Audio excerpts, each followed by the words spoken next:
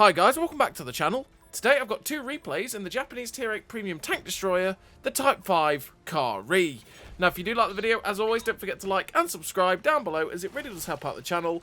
And yes, the Kari! It is a tank destroyer that is a premium tank for the Japanese TDs. It's the one that came just before the Japanese TD line happened, and it's a tank that is pretty damn solid as a tank destroyer.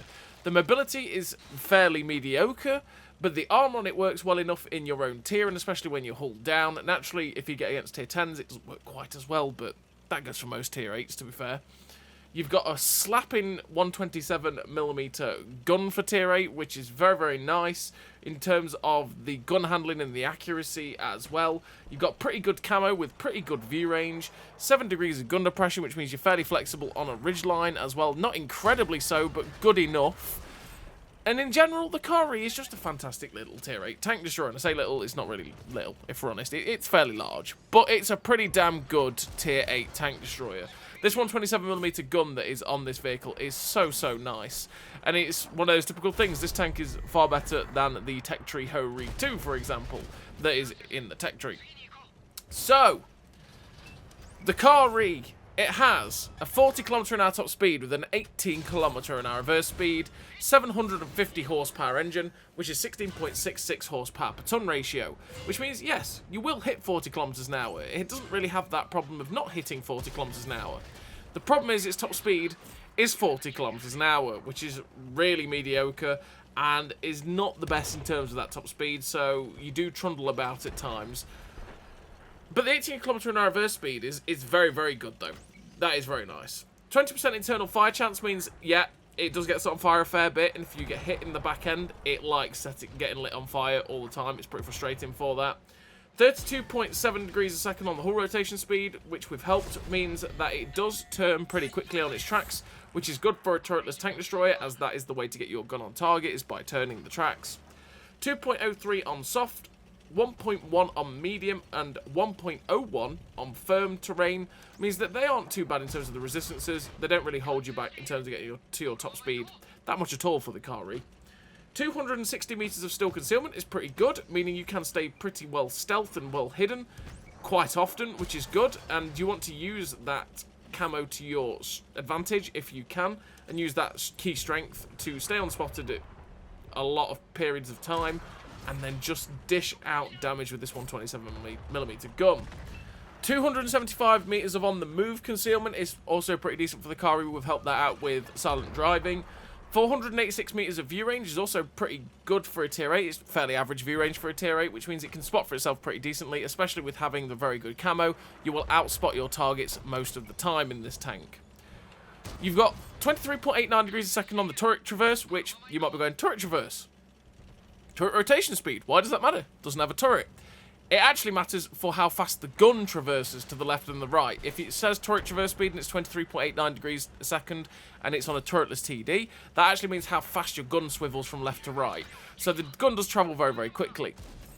You've got 0.43 accuracy during rotation, which is actually pretty good. It means the aim circle doesn't bloom out much at all when you're turning the gun or the hull, which is pretty nice for the Kari. With a 1.55 accuracy during movement as well, which for a tank destroyer, and for one with a 127mm gun as well, is pretty damn good for the Kari. It means the aim circle doesn't become that large at all, and it's ready to go pretty quickly.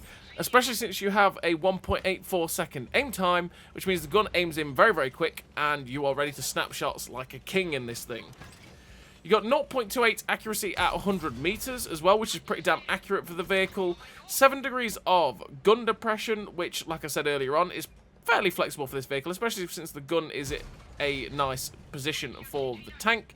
It means you can accentuate your armor quite well to make the most of it and bounce quite a few shots while you are hull down.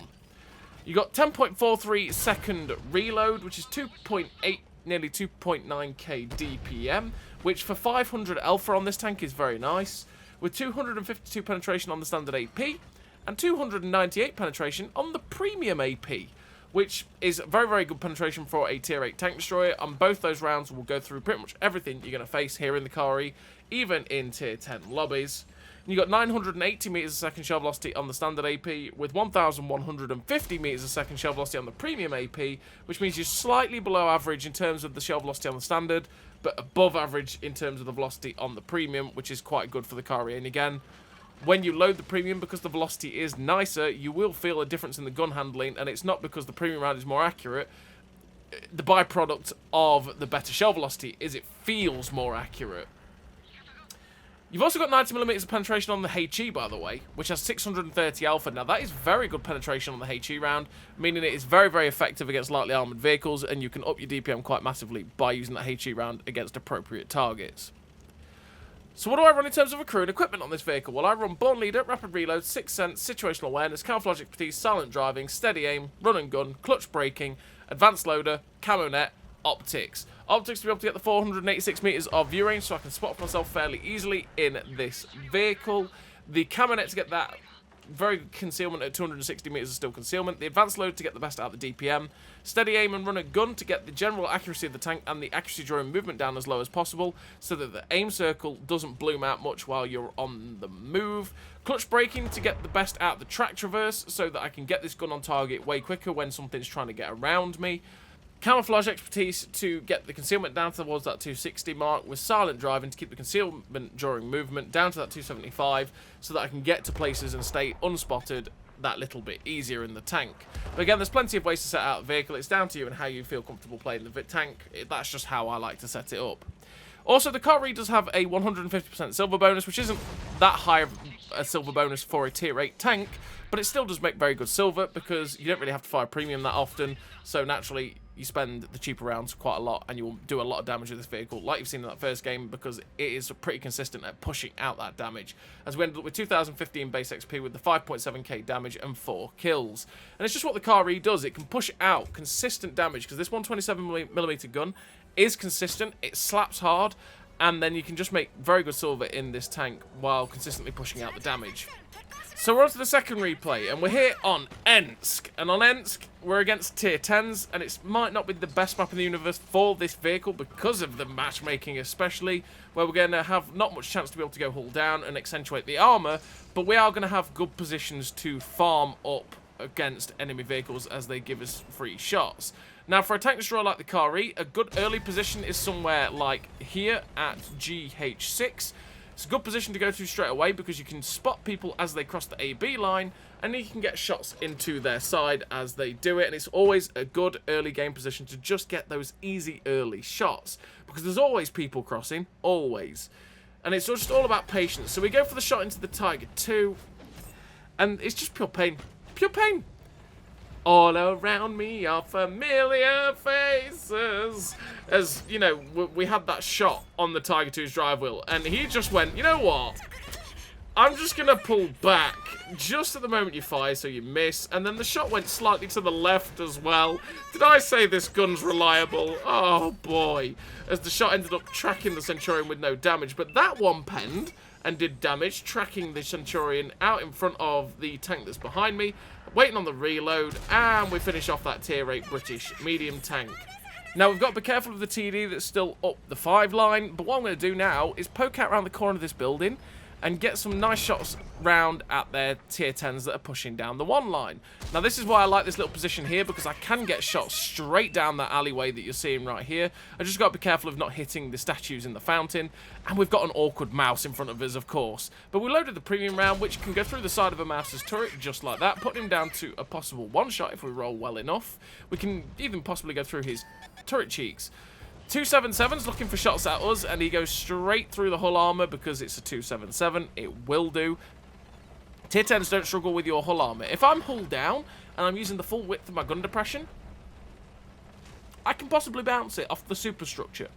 But it's not something I should really rely on, but I could. As soon as they see your hull armor, yeah, they go through it every time.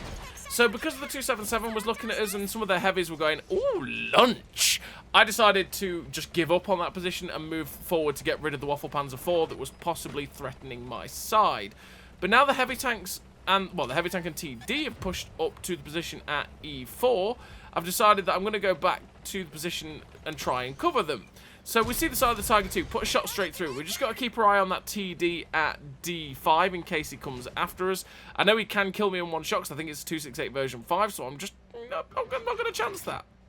But we've always got to be wary of him just coming around the corner on our right, or deciding to push across the D line and then shoot us in the side. So there he is. It is the 268 version 5. Now I'm thinking of chancing a shot into him here.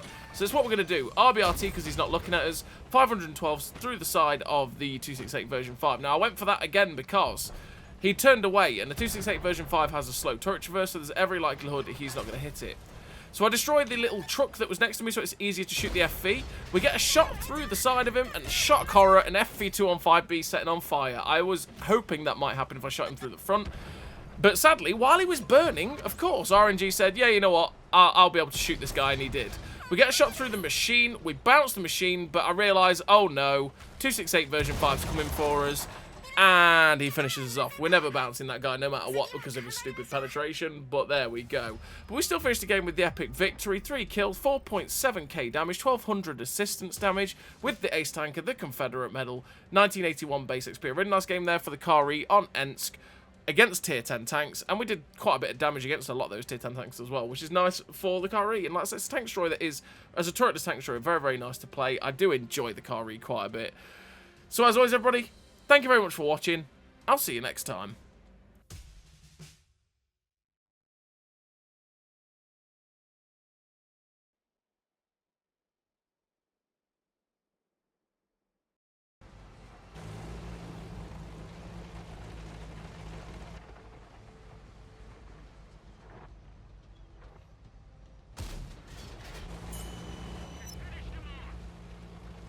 A great success!